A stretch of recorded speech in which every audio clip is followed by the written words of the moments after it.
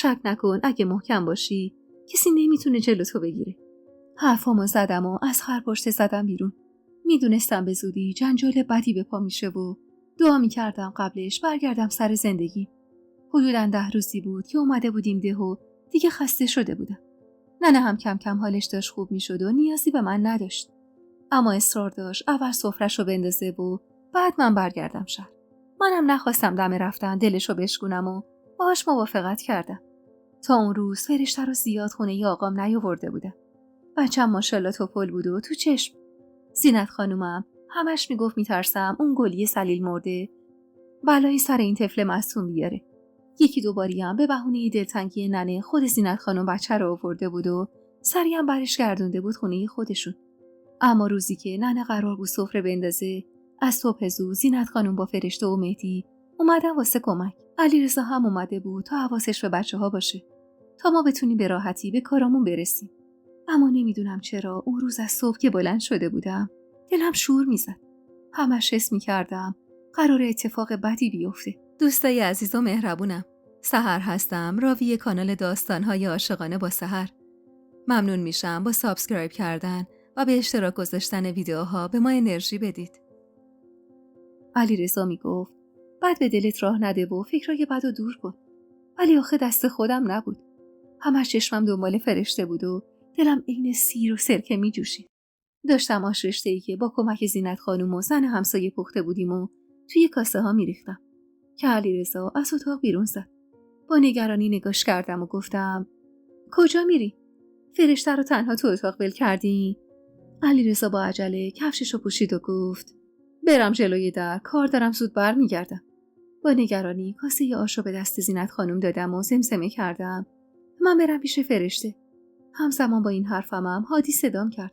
نگاهی به پشت سرم انداختم. هادی کلافه روی پله‌های مطبخ ایستاده بود. در حالی که چشمم به در اتاق بود به سمت مطبخ رفتم و با گیجی رو به هادی گفتم چیه داداش؟ چی شده؟ کلافه گفت تو رو خدا یه چیزی به ننه بگو. دیوونم کرد بس که واسم دختر لقمه گرفت. ننه از تو مطبخ با هرس گفت زهر مار، تو غلط کردی بخوای دست یه دختر شهری رو بگیری و بیاری تو این خونه. مگه من مرده باشم که همچین اتفاقی بیفته؟ برای لحظه ای چشم گرفتم از در اتاق و رو به ننه گفتم ننه ویلش کن تو رو خدا. الان مهمونا همه توی مهمون خونه دور سفره جمع شدن، تو باز دستور نمیداری؟ بذار اینا برم بعد سر فرصت بشین هر کی رو میخوای واسش بگیر. ننه با هرس گفت بیا این قاشقا رو ببر بالا، قاشق کم نیاد. حساب برادرتم باشه با آقات. نگاهی تو حیاط انداختم. خبری از زینت خانم و زن همسایه نبود. در حیاطم بسته بود. به خیال اینکه علیرضا کارش تموم شده و برگشته تو اتاق پیش فرشته از پله ها پایین رفتم و قاشقا رو از ننه گرفتم و با عجله رفتم تو سالن. قاشقا رو دادم دست زینت خانم و گفتم علیرضا برگشت پیش فرشته. زینت خانم در حالی که داشت با یکی از زنای همسایه ها خوشو بش میکرد سری به نشونه مثبت تکون داد. منم خیالم کمی راحت شد و همونجا کنارشون نشستم. گلیم با فاصله از من نشسته بود. اما هرچی چشم چرخوندم خبری از ثریا نبود. یهویی دوباره دلم به شور افتاد. یکی از همسایه ها داشت با هم حرف میزد. بدون اینکه جوابشو بدم خواستم از سالن بیرون برم که با شنیدن صدای جیغ ننه و فریاد هادی حس کردم قلبم از حرکت ایستاد. نفهمیدم چطور پاتون کردم و دویدم توی حیاط. ننه با وحشت داشت بالا رو نگاه میکرد. رد نگاهش رو دنبال کردم و با دیدن صحنه روبروم حس کردم جون از تنم رفت. ثریا در حالی که فرشته رو تو بغل گرفته بود لبه پشت بوم ایستاده بود. فرشته رو روی دستاش گرفته بود و جلو آورده بود. جوری که اگه دستش رو رها میکرد بچم از بالا زمین میخورد. با وحشت دستم رو به دیوار گرفتم و زیر لب اسم دخترم رو صدا زدم. صدای جیغ و فریاد و تو گوشم پیچیده بود. اما من فقط صدای ثریا رو میشنیدم و تصویر اون رو میدیدم. خوب نگاه کن مرثیه. ببین با بچت چی کار میکنم. بچه منو بدبخت کردی، منم بچه‌تو از بین میبرم. چشمام پر از اشک بود. زینت خانم فریاد میزد و ثریا رو نفرین میکرد و فرشته هم مدام گریه میکرد. 4 زانو جلو رفتم و با التماس گفتم ثریا، بچه‌مو بیار پایین. بچه‌م میترسه. خیلی کوچیکه. چشم چرخوندم. گلی رو که دیدم صدامو بالا بردم و فریاد زدم گلی، تو رو خدا تو برو بچه‌مو بیار.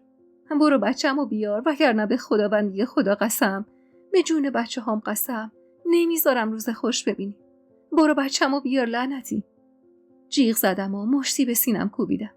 هادی به هم نزدیک شد و خواست زیر بازومو بگیره. دستشو پس زدم. هادی، برو پیش مهدی. برو تنهاش نذار. گلی با قدمای لرزون جلو اومد و سمسمه کرد به خدا مرضیه. به جون علیرضا قسم، من کاری نیستم. با چشمای خیس از اشک و صدایی که به سختی از گلوم خارج میشد نالیدم. نمیدونم. برو بچه‌مو بیار. خواهش میکنم. گلی جلو دوید و گفت ننه، داری چی کار میکنی؟ با اون طفل معصوم چی کار داری؟ بیا پایین. جون من. تو رو به روح آقام بیا پایین. ثریا اما با صدای بلندی گفت این همه سال زجر نکشیدم که تهش این دختره ایکبیری بیاد خونه خرابت کنه. گلی اما با گریه ادامه داد بدبختم نکننه. جون من بیارش پایین. منو بدبخت‌تر از اینی که هستم نکننه. به خدا من از زندگیم راضیم. نکن این کارا رو. پای ثریا همون موقع کمی لغزید، اما سری خودش رو عقب کشید. جیغی از وحشت کشیدم و خودم رو تو بغل زینت خانم انداختم. صدای در خونه همون لحظه بلند شد و علیرضا وارد حیاط شد. با دیدن ثریا چشماش از حدقه داشت میزد بیرون و با وحشت گفت داری چی کار میکنی؟ اون فرشته است. چنگی به پاچه شلوارش زدم و نالیدم علیرضا، برو بچه‌مو بیار. تو رو خدا التماست میکنم. علیرضا معطل نکرد و با قدمای بلند به سمت پله ها رفت. ثریا فریادی زد و گفت علیرضا، اومدی بالا بچه‌تو میندازم پایین.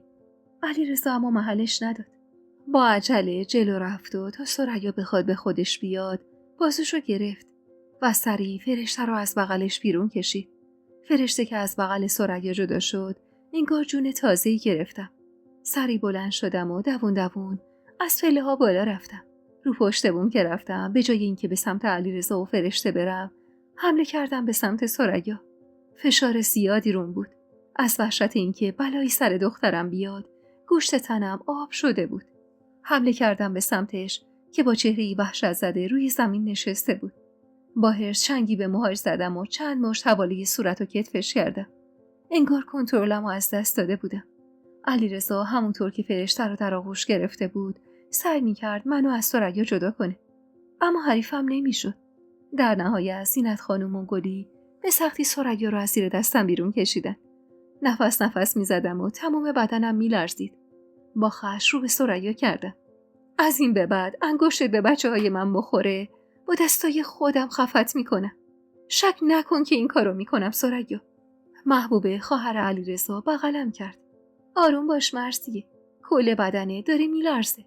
دور از جونت سکته میکنی یا؟ اما من تنها چیزی که توی اون لحظه دلم رو خنک میکرد دیدن چهره درمونده ثریا بود. صورتش خونی بود و جای چنگ دست من روی صورتش بود. موهای روی صورتم رو کنار زدم و از جا بلند شدم. ثریا به خیال اینکه میخوام دوباره به سمتش برم تو خودش جمع شد. پوزخندی به درموندگیش زدم و به سمتش رفتم. با تأسف به حال درموندش نگاه کردم و به سمت علیرضا رفتم و فرشته رو از بغلش گرفتم. دخترک کوچولوی من بیقراری میکرد. به خودم چسبوندمش و با قدمای لرزون به کمک علیرضا از پله‌های پشت بوم پایین اومدم و به سمت حیاط رفتم. وارد حیاط که شدیم صدای پچ پچ همسایه ها رو شنیدم. هر کسی چیزی میگفت، اما همه ثریا رو مقصر این حال و روز ما میدونستن. هر کسی یه جور نفرینش میکرد. سفره ننه بدون اینکه دست بخوره جمع شد. منم اونقدر حالم بد بود که وسایلمو جمع کردم و رفتم خونه پدر علیرضا. دلم نمیخواست حتی واسه ثانیه‌ای بچه‌ها رو از خودم دور کنم. همش به این فکر میکردم که اگه ننه موقع بیرون اومدن از مطبخ ثریا رو روی پشت بوم نمیدید، یا اگه علیرضا زود نمیرسید و فرشته رو نجات نمیداد، چه بلایی سر بچم میومد. چون ثریا قلب سیاهی داشت و هیچ چیزی مانع این نمیشد که اون ذره‌ای به چیزی جز خودش و دخترش فکر کنه و واقعا ممکن بود بلایی سر بچم بیاره. قلبم تون تون میزد و سرم به شدت درد میکرد. از علیرضا هم دلخور بودم که با وجود اون همه سفارش من باز بچه رو تنها گذاشته بود. میگفت یکی از رفقای قدیمیم اومده بود دم در. حرفمون طولانی شد. در حیاطو بستم. چند دقیقه‌ای توی ده باهاش قدم زدم. اما صدای جیغ که شنیدم سری دویدم به سمت خونه. زینت خانومم اونقدر فرشته رو دوست داشت که قلبش گرفته بود و با قرص کمی آروم شده بود. همش هم به من میگفت حواست به این بچه باشه. از جلوی چشم دورش نکن. نذار دست اون ثریای سلیم مرده بهش برسه. توی اتاق نشسته بودم و فرشته رو روی پاهام خوابونده بودم که ضربه‌ای به در خورد و ننه با کمک هادی وارد اتاق شد. رنگ و روش حسابی پریده بود و تمام اجزای صورتش میلرزید. منو که دید بغضش شکست و زد زیر گریه. ای خدا، اون زنی که رو از رو زمین ورداره که از روزی که پاشو گذاشت تو اون خونه شر و بدبختی آورد برامون. بغضم بی صدا شکست و زدم زیر گریه. ننه کنارم نشستم. آقات که اومد همه چیو بهش گفتم. از در همسایه هم شنیده بود خودش. بعدم گفتم یا جای من تو اون خونه است یا جای این زن. بعدم اومدم اینجا تا آقا تصمیمش رو بگیره. این زن دیوانه است. دیوانه. از کجا معلوم 4 روز دیگه زهر به خورد ما نده. به خدا قسم مرزیه این بار تو تصمیمم جدیه. آقات بخواد این زن رو تو اون خونه نگه داره، من دیگه تو اون خونه نمیمونم. برمیگردم خونه آقا جون خدا بیامرزم. میدونم خونه قدیمیه و خالیه و هیچی نداره. اما بهتر از زندگی کردن با این زن دیوونه است. اگه نفهمیده بودم این طفل معصومو به کشتن میداد. صورت فرشته رو نوازش کردم و گفتم آروم باش ننه.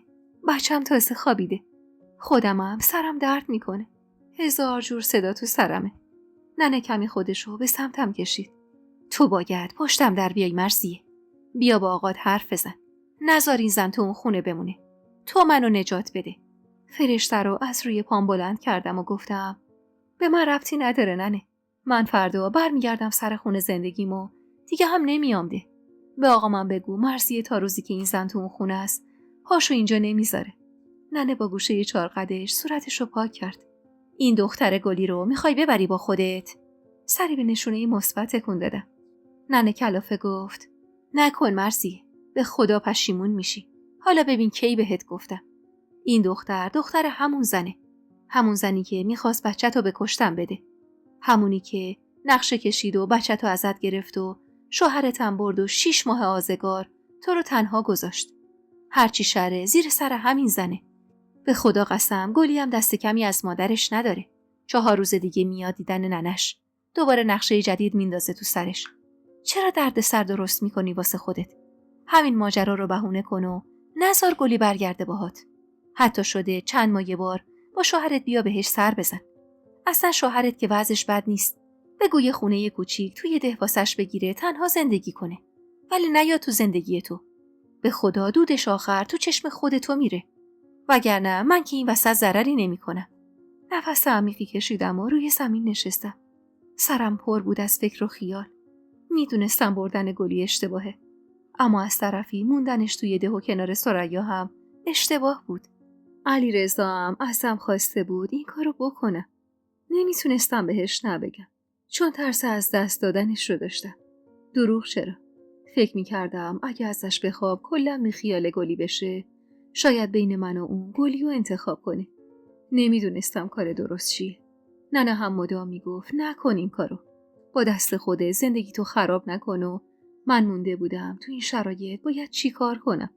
حتی زینت خانومم بهم میگفت نبر این دختر رو با خودت. پشیمون میشی یا بذار بمون همین ده خراب شده خودمون. علیرضا که اومد کار ثریا رو بهونه کردم و گفتم الا و بلا نمیخوام گلی با همون برگرده. علیرضا هم اول مخالف من بود. میگفت گلی تو کاری که ثریا کرده نقشی نداشته و درست نیست اینجا تنهاش بذاری. به هر حال اون زن منه. میگفت گلی بهش گفته اگه بخواد تنهاش بذاره بلای سر خودش میاره. یه جورایی علیرضا میترسید گلی کاری کنه که این وسط علیرضا مقصر اول و آخر بشه. کلی با هم بحث کردیم و در آخر قرار شد یه اتاق توی شهر نزدیک خونه خودمون براش بگیره تا هم گلی از این ده بیرون بزنه و کمی حال و هواش عوض بشه، هم خیال علیرضا راحت بشه که زنش زیر دست این و اون تأخیر نمیشه و عذاب نمیکشه. البته قسم میخورد که به جون بچه‌ها فقط قسم کار خیره. و نمیخوام این دختر بلایی سرش بیاد. یکی دو بار تو حرفاش گفت مرضیه جان، گلی که واسه من منفعت زناشویی هم نداره که فکر میکنی به خاطر خودم میخوام بیارمش. فقط و فقط از روی دلسوزیه. به هر حال اون زن منه. غیرت هم اجازه نمیده بذارم اینجا بمونه. بالاخره راضی شدم به اومدنش. علیرضا تونست منو خوب قانع کنه. ولی شرط گذاشتم. شرط این که تو یه خونه دیگه باشه. با خودم گفتم این بهترین کاری بود که میشد انجام داد. اینجوری واسه دیدن گلی و سر زدن بهش نیازی نبود مدام تو جاده باشی.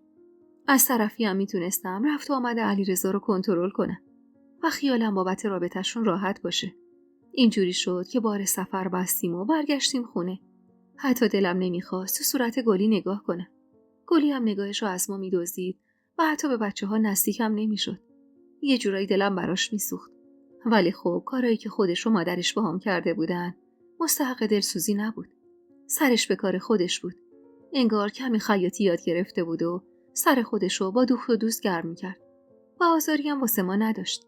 مدتی از اومدنمون به شهر گذشته بود و هنوز خبری از اتاقی که علیرضا قول داده بود تا واسه گلی اجاره کنه نبود. راستش منم زیاد دنبالش رو نمیگرفتم. گلی اونقدر افسرده و پریشون حال بود که اصلا کاری به کار کسی نداشت. تو سکوت خونه رو جمع و جور میکرد. گاهی میرفت خرید و تو کارهای خونه هم کمک حالم میشد تا راحت‌تر بتونم به بچه‌ها برسم. و این درست تصویر آینده‌ای بود که چند سال قبل برای خودم تصورش کرده بودم. شاید این تصویری که تو ذهنم ساخته بودم بی‌وجدانی بود. اما بلاها و تحقیرهایی که گلی سرم آورده بود باعث شده بود که کینه به دل بگیرم و اینطور تصویری از آینده واسه خودم بسازم. دلم میخواست بهش ثابت کنم همه چیز زیبایی صورت نیست. زنونگی خوب بودم فقط به زیبایی چهره نیست. یادم میافتاد به روزایی که میخواستم به عقد علیرضا در بیام. یه زمانی ترس و دلهره داشتم. فکر میکردم بعد از اینکه به عقد علیرضا در اومدم و واسش بچه آوردم منو میندازه از زندگیش بیرون. اما این روزا زندگیم در آرامش کامل بود و من ترس این که تمام آرامشی که دارم موقت باشه و خیلی زود دوباره همه چیز به هم بریزه رو داشتم و همین ترس از آینده بود که نمیذاش از حال لذت ببرم. در واقع من همیشه ترس و دلهره گوشه قلبم بود و روزای خوشم رو برام خراب میکرد. گاهی میگفتم اینا جواب کاریه که با مصطفی کردم. شاید نباید تنهاش میذاشتم. شب خوابش رو میدیدم. پریشون بود و تنها. گاهی میگفتم کاش میموندم باهاش زندگی میکردم. گلی هم با علیرضا خوشبخت بود. ولی این امکان نداشت. چون هم با شناختی که تو این مدت از علیرضا پیدا کردم مردی نبود که بتونه سالهای سال اون مشکل گلی رو تحمل کنه و بیشتر از این طاقت بیاره. همین که خانواده‌اش اجازه نمیدادن این ازدواج پایدار بمونه. خلاصه حال دلم خوب نبود و فقط وجود مهدی و فرشته منو دلگرم به زندگی میکرد. تو اون مدت گلی حتی یه بارم با ثریا ارتباط نگرفته بود. منم کم و بیش از ده خبر داشتم. ننه به قهر رفته بود خونه ی آقاش و آقام هم انگار زیاد براش مهم نبود که ننه رفته و سرش به زندگی با ثریا گرم بود. منم با ننه حرف میزدم که برگرد و نذار ثریا صاحب همه چیز بشه. ولی خب ننم بعد جوری دلش شکسته بود و میگفت انتظار از آقا نداشتم که نیاد دنبالم. این وسطم هادی مدام سعی میکرد ننه رو با آقا آشتی بده و راضیشون کنه که براش برن خواستگاری دختری که دوست داشت. منم راستش خسته بودم. خسته از دردسرا و مشکلات و تلاش میکردم سرم گرم زندگی خودم باشه و تو مشکلات خانواده‌ام دخالتی نکنم. تا اون روز رابطه علیرضا و گلی درست عین دوتا غریبه بود. علیرضا یا نمیخواست جلوی من زیاد با گلی گرم بگیره یا واقعا دل بریده بود ازش و دلخوش کرده بود به زندگی با من و بچه‌ها. گلی با حسرت و چشمایی پر از اشک گاهی خیره میشد تو صورت علیرضایی که تمام مدتی که تو خونه بود سرگرم بچه‌هاش بود. مهدی از سر و کولش بالا میرفت و فرشته هم که دیگه قشنگ میشناخت آدمای دورش رو واسه علیرضا دلبری میکرد و کلی قش میکرد از خنده. ارتباط علیرضا و گلی در حد یه سلام و خداحافظی ساده بود. علیرضا حتی دیگه زیاد به صورت گلی هم نگاه نمیکرد. گلی هم انگار دیگه اصراری برای نزدیک شدن به علیرضا نداشت. شایدم میترسید نزدیکش بشه و من کاری کنم یا از خونه بیرونش کنم. منم سعی میکردم جلوش زیاد با علیرضا گرم نگیرم. دروغ چرا؟ دلم نمیخواست دلش رو بسوزونم. همینطور دلم نمیخواست دوباره سر لج بندازمش. اما رابطم با علیرضا خیلی بهتر شده بود. دلم هم براش میسوخت. آخه یه روزی علیرضا و گلی زندگی شیرینی با هم داشتن. درسته مشکلاتی داشتن بین هم. درسته نمیتونستن رابطه ای داشته باشن. اما با هم خوش بودن. ولی خب چه میشه کرد؟ زندگیه و هزار چرخ. برای گلی هم انگار دنیا اینطور خواسته بود. نمیدونم. شایدم همش به خاطر خودخواهی مادرش بود و اگه گلی ازدواج نکرده بود الان در کنار مادرش یه دختر مجرد بود که نهایتاً 4 طعنه از در و همسایه میشنید. همین. نه اینکه اینطور شوهرشو با کسی تقسیم کنه و هر روز بسوزه از دیدنش. یادم نزدیکای سال نو بود و یه روز علیرضا زودتر از همیشه برگشت خونه. سر ظهر بود و تازه فرشته رو خوابونده بودم و داشتم نهار مهدی رو میدادم که در خونه باز شد و علیرضا وارد شد. از دیدنش تعجب کردم. سلام آرومی به گلی کرد و نزدیک من شد. بشقاب برنج رو روی میز گذاشتم و با تعجب گفتم چیزی شده؟ چرا زود برگشتی؟ چیزی نشده. حاضر شو 1 ساعتی بریم بیرون و برگردیم. با تعجب گفتم کجا بریم این موقع ظهر؟ مهدی نهار نخورده. فرشته هم که تازه خوابیده. بعد خواب میشه. علیرضا خیره شد به گلی و با اطمینان گفت گلی جان حواسش به بچه‌ها هست. مگه نه گلی؟ گلی دست باچه دستی به موهاش کشید. بله عزیزم. من حواسم هست. ترس به جونم افتاد. اخمی کردم و به تلخی گفتم بازی جدید علیرضا. منو بکشونی از خونه بیرون و دوباره بچه‌هامو ازم بگیرید. متعجب نگام کرد و گلی سرشو با خجالت پایین انداخت. علیرضا با ملایمت دستمو گرفت. اگه نگرانی بچه‌ها رو هم میبریم. فقط زودتر باید بریم تا جایی که قراره بریم تعطیل نشه. دستمو از دستش کشیدم و صورت مهدی رو شستم و سپردمش به علیرضا. خودم هم حاضر شدم و با احتیاط فرشته رو بغل گرفتم و از اتاق بیرون زدم. گلی با دیدنم زیر چشمی نگام کرد و زمزمه کرد میذاشتیش خونه من مراقبش بودم. پوزخندی زدم و فرشته رو به خودم چسبوندم و در جوابش گفتم گلی خانم آدمیزاد از یه سوراخ دوبار گزیده نمیشه. پیش خودم باشه خیالم راحت تره. و از خونه بیرون زدم. علیرضا تو اتومبیل بود. سوار شدم و گفتم کجا قراره بریم؟ اتومبیل رو روشن کرد و گفت مراقب مهدی باش بشینه رو صندلی. برگشتم و به مهدی که روی صندلی ماشین بپر میکرد نگاه کردم و لبخندی زدم و گفتم والا اگه تو میتونی این بچه رو آروم کنی که سر جاش بشینه منم میتونم. حالا بگو کجا میری؟ مردم از نگرانی. علیرضا سعی کرد مهدی رو آروم کنه و رو کرد به من. وقتی رفتیم میفهمی. اینقدر عجله واسه چیه؟ 2 دقیقه صبر کن زن. خیره شدم به بیرون. طولی نکشید که اتومبیل از حرکت ایستاد. مسیر کوتاهی بود و حتی میشد پیاده بریم. به خاطر همین خوب دور و بر رو نگاه کردم تا اینکه چشمم به یه محضر خورد. با تعجب رو به علیرضا گفتم اومدیم چیکار؟ پیاده شد و من قلبم داشت از حرکت وای میستاد. تا علیرضا بیاد این طرف و در رو باز کنه 1000 تا فکر اومد تو سرم. پس این سری خودش با پای خودش اومده بود که طلاقم بده. اما علیرضا با آرامش به سمت در اومد و در رو برام باز کرد و گفت فرشته رو بده به من و پیاده شو. با تعجب گفتم این کارا چیه علیرضا؟ در حالی که بچه رو از بغلم میگرفت گفت بهت حق میدم هنوز دلت با من صاف نباشه. میدونم هنوز میترسی یه روز بیدار شی و بچه ها رو نبینی. میدونم که ترسی تو وجود درست کردم که بابتش تا آخر عمر شرمندتم. خیلی وقتا تو خوابا ناله اسم من و مهدی رو صدا میزنی. باور کن اون لحظه ها دلم میخواد بمیرم مرسی. الانم اومدیم اینجا تا ذره‌ای از عذابی که کشیدی رو جبران کنم واسط. با تردید و ترس پیاده شدم. از حرفاش سر در نمی آوردم. پشت سرش از پله‌های محضر بالا رفتم. اما حدسم اشتباه بود. علیرضا منو آورده بود تا خونه رو به نامم بزنه و من واقعا باورم نمیشد که همچین کاری کنه. فکر میکردم یه حرفی زده تا دل منو به دست بیاره.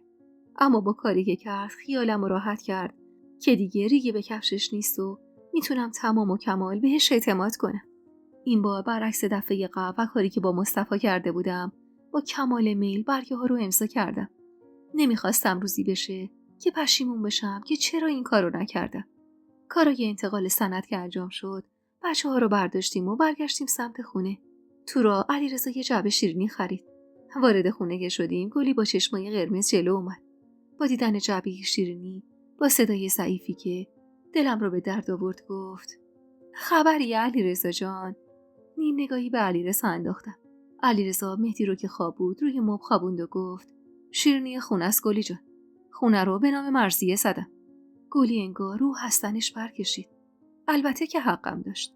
و با صدایی که انگار از ته چاه بیرون می اومد گفت چی کار کردی؟ کل دار و ندار تو به نام مرضیه زدی؟ علیرضا با جدیت خیره شد به صورتش. از نظر تو مشکلی داره؟ من و مرضیه نداریم که عزیزم. هرچی من دارم مال مرضیه است و برعکس. گلی با بهت و ناباوری گفت پس من چی؟ مگه من زنت نیستم؟ یعنی من هیچ سهمی از این زندگی ندارم؟ علیرضا بی تفاوت گفت گلی جان، تو سهم خودتو از این زندگی گرفتی. سهم تو مهریه‌ای زیادت بود که به خاطرش من مغازمو از دست دادم. انگار گذشته رو یادت رفته.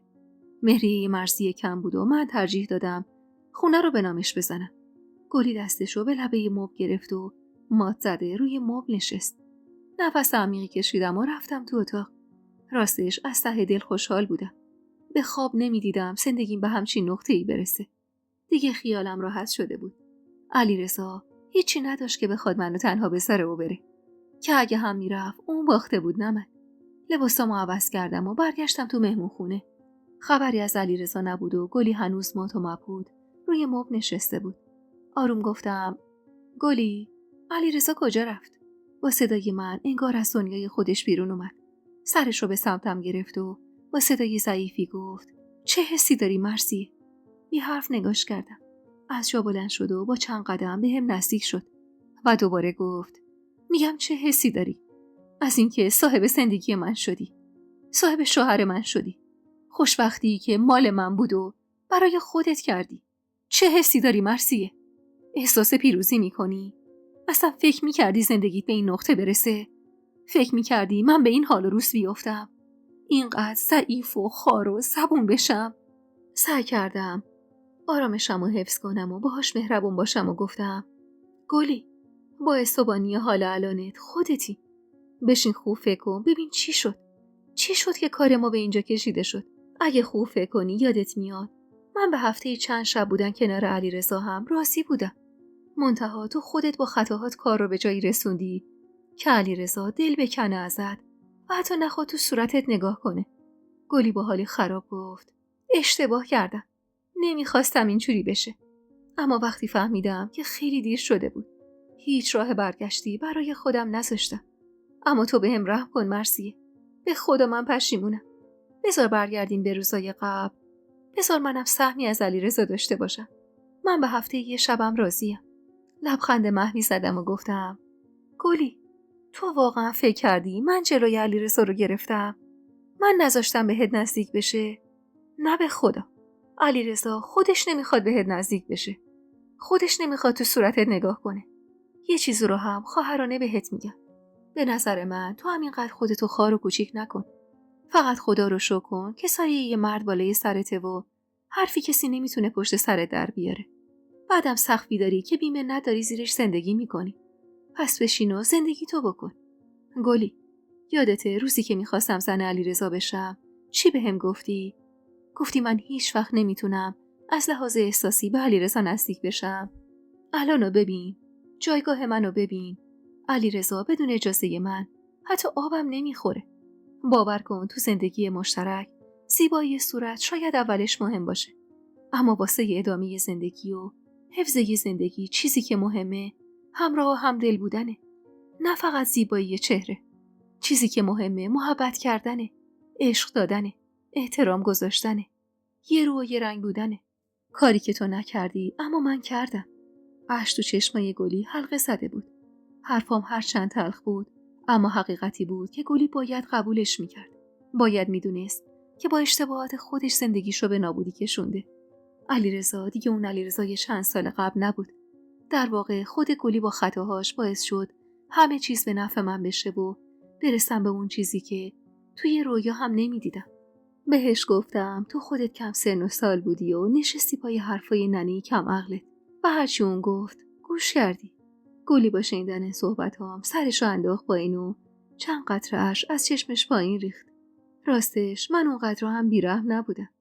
دلم به حال گلی میسوخت ولی خب کاری که کرده بود لحظه‌ای از ذهنم پاک نمی‌شد. یاد اون چاقویی که کرد تو پهلوم، یاد اون شبایی که از دوری مهدی میخواستم به زندگیم پایان بدم، یاد دوران بارداری که به تنهایی و سختی گذشت، یاد زمانی که مجبور شدم برای سقف بالا سرم دست جلوی این و اون دراز کنم. همه اینا بدجور دلمو سوزونده بود. بالاخره سال نو شد و من و علیرضا و بچه‌ها تصمیم گرفتیم بریم سفر. دلم میخواست برم مشهد و نظری که مدت‌ها بود تو دل داشتم رو ادا کنم. دلم هم نمیخواست گلی با همون بیاد. اونم با گفتن اینکه دلش واسه مادرش تنگ شده و هر چقدرم ثریا خطا کرده باشه بازم مادرشه و میخواد برای دیدنش برده، خیالمو راحت کرد. راحت که قرار نیست با ما بیاد. از اون طرف خبر داشتم که آقام به زور ننه رو برگردونده خونه و ثریا هم هنوز تو همون خونه است. واقعا نمیفهمیدم چرا آقام در برابر ثریا اونقدر سست رفتار میکرد. هر کس دیگه ای اگه 1/100 خطاهای ثریا رو میکرد، آقام دیگه تو صورتش هم نگاه نمیکرد. همونطور که دیگه تو صورت من که دخترش پاره تنش بودم نگاه نمیکرد.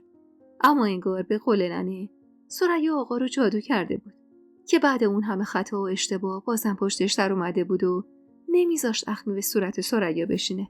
ننه میگفت آقا تو چیز خور کردن. چند باری نشسته به من گفته به مرثیه بگو از زندگی این دختر بیاد بیرون. بگو خدا رو خوش نمیاد آوار بشه رو زندگی یکی دیگه. و من خیلی دلم میخواست جواب درشتی به آقام بدم و حیف که موقعیتش پیش نمیومد. آخر اسفند ماه بود و به محض اینکه گلی رفته بار سفر بستیم. سفر مشهد با وجود 2 بچه کوچیک خیلی سخت بود، مخصوصا که مهدی خیلی شیطون بود و از دیوار راست بالا میرفت. اما با همراهی کمک‌های علیرضا سفر به یاد موندنی شد و خاطراتش تا مدت‌ها تو ذهنم موند. اونجا از امام رضا خواستم که دیگه منو با بچه‌هام امتحان نکنه. ازش خواستم کمکم کنه زندگی خوبی داشته باشم و تموم شه هرچی عذاب کشیدم.